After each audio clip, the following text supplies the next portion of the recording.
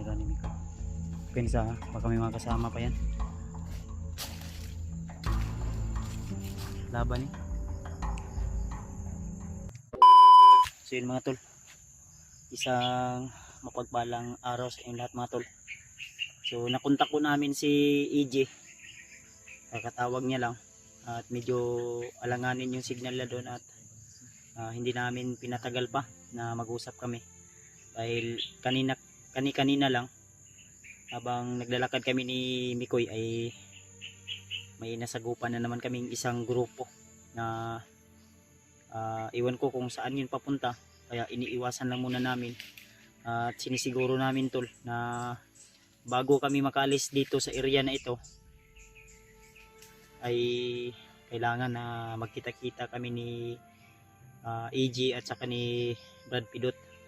Yung pininto ko sa iyo Brad, oy, si Brad Pidot ba yung tumulong sa amin na yung time na biyagan ko nga tutulong sana sa akin, kaso sa kasamang palad ay di talaga siya tulong dahil mahigpit yung pag nila kay Pidot nung time na yun. Kaya nakumbinsi namin siya. Muna karon kung katong akong gitawagan ba si EJ o si Pidot mo yung nagkauban ron. So nagpapasalamat din tayo tol dahil si Mikoy ay natagpuan din natin sa area nito habang hinahanap ko sila EJ. Tama lagi ko, abi na kong kinsa tong giigukod ba, abi na ko sila EJ to, hoy. Hindi ko muna sinuot yung ko tol, yung jacket ko dahil sobrang medyo mabaho na talaga yung yung amoy nito. Gawa ng ilang araw na tayo dito sa bundok. Hindi pa ako nakahanap ng ilog na pwede naming malaban ito. Kaya hindi ko muna sinuot mga tol.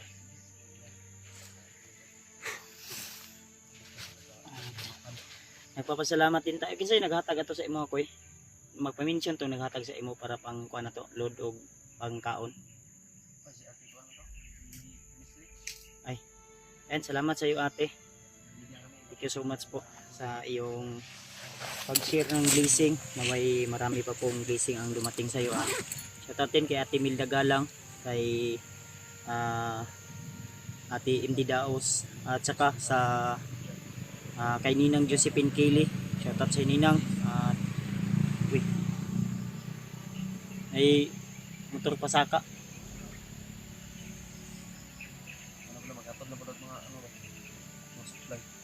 Tao na po siguro na.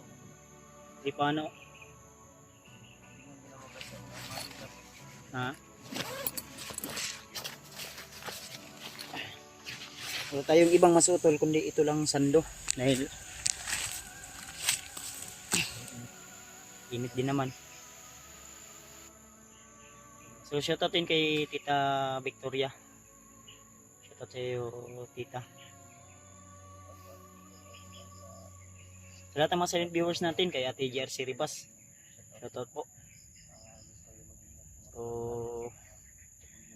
ang problema ko ngayon, yung sabi ko sa iyo Kuy ba, na kagabi daw tumawag yung asawa ko kanina kasi tol, umaga na kagabi ay may nag-aaligid dun sa bahay, kaya nag-alala ako sa kaligtasan ng aking pamilya. Pero ang sabi nila na baka mamaya mag-anda daw sila, sabi ni Patrick sa akin. Ang problema doon ay si Patrick lang mag-isa dahil si Bornok ay medyo bata pa talaga yun, hindi talaga maasahan yung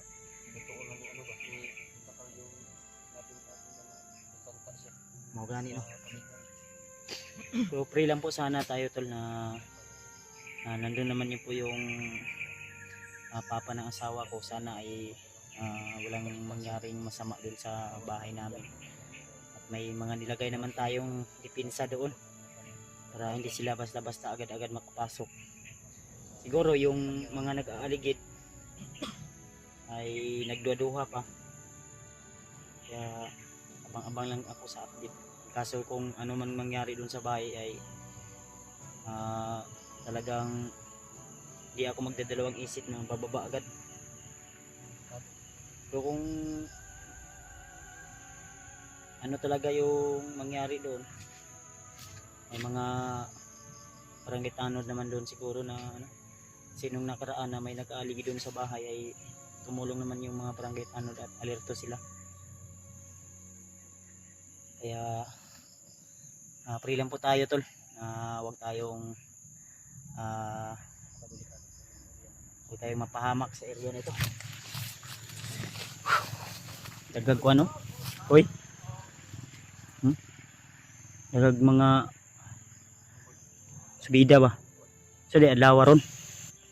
Wag Sabado ta ron, Domingo. Wag daghang subida ba? Padulong sa bukid. Una lang pinadala sa supply na. Nanguha lang sa supply sa mga recruit. Saka na nila. Siyempre kay mapit naman tatong area nga naambos mi ni EJ ba.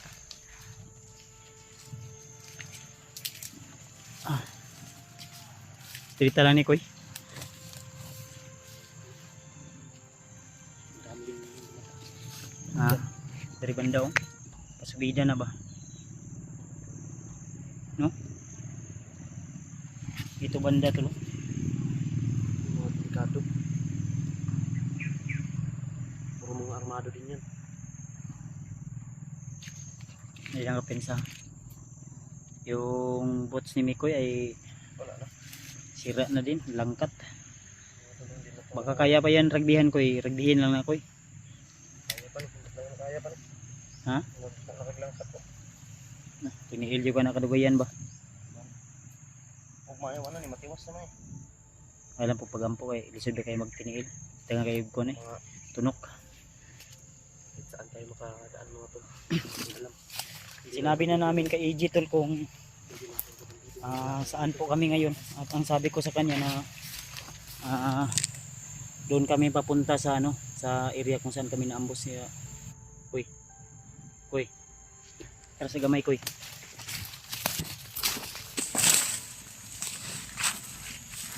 Tras. Ngayon padulong. Kayo pensa ha?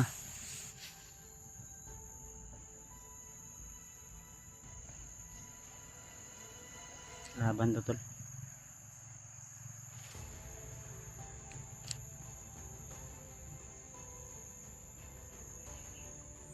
Walang tayo maging kampante. Yung sinasabi ko na marami talagang gumagala dito ng mga laban ba.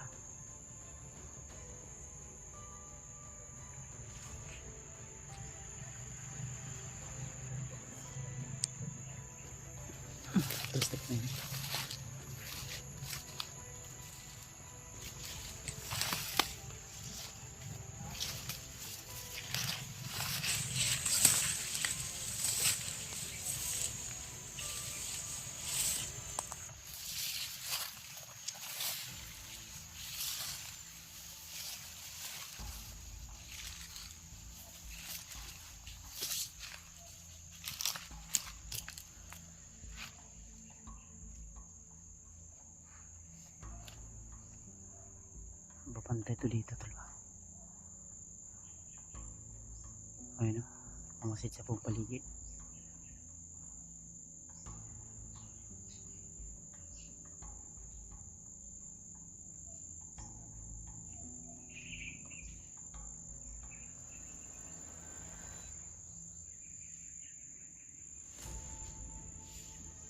Huwag muna natin ano yun.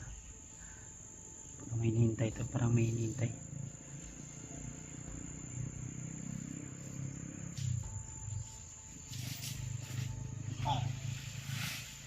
Yan, tinira ni Mikoy.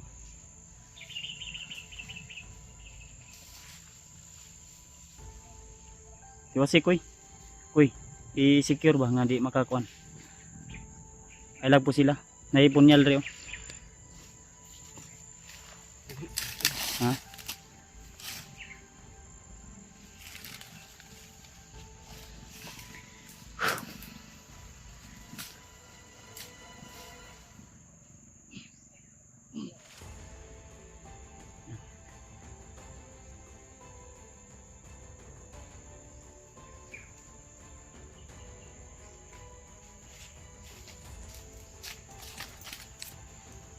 Buhay siya kung Init no.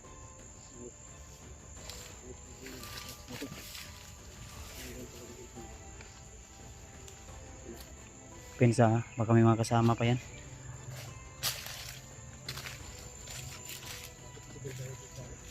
Diri sa unahan no, mauna ni.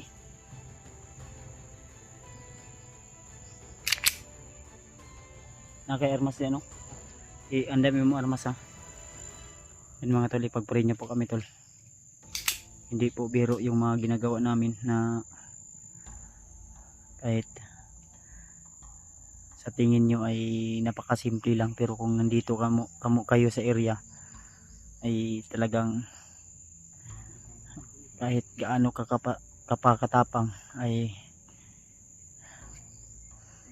talagang yung isang paa mo ay nasa hukay na.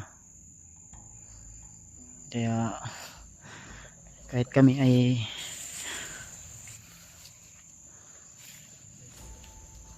pensa ha. Koy tara koy. Koy.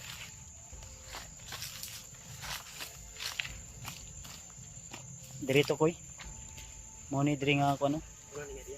Oh, dirito mo ni. Diri mi ato na ambos. Wala pa man sila EJ bay.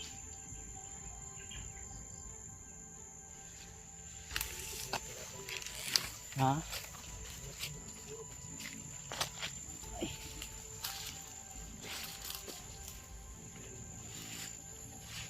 Pensa ha. Morning nga dala no. Murag naigilangaw lagi diri. Ha? Saan ni? Ay, tae. Tae man ni. Nah, may tao diri wag na may tae. Ayun mga tol, pasensya na po sa mga kumakain. Pero pag may tao, may tae ito. Pag may tae, may tao. Pasensya po sa lahat ng mga kumakain. Koy, ay ko pensa ha. Murag na alanganin sila EJ siguro di ah. Dili may ato nakatambay koy. Nami gikaon ba?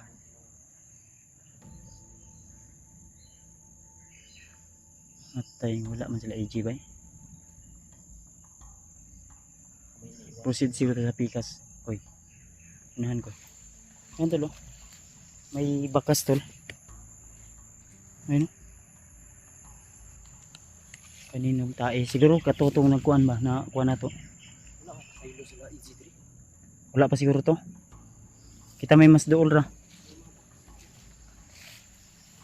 Sige lang. Maniit lang sa tawa si maabot to. Bago pa. Bago pang kuan bakas. Bagong bakas dito. Hindi na ako pensa.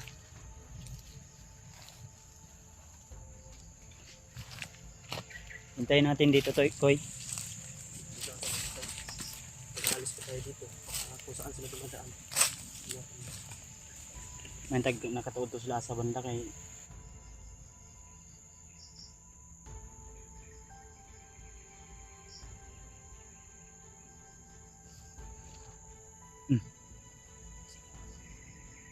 may busis sa unahan.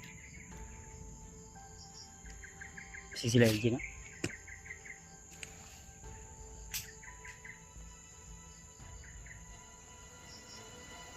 Lain mo paminaw diri pa. Lain mo paminaw diri. Dito sa banda sa unahan. Ang importante nga mas makita lang nato na maabot ya.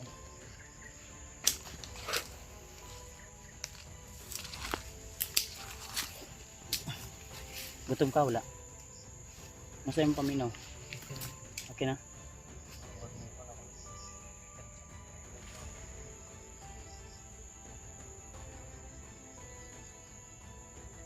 May tao sa unahan.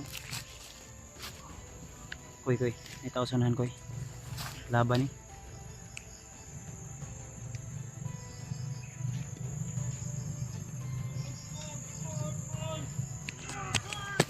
Laban. Hindi sila EJ.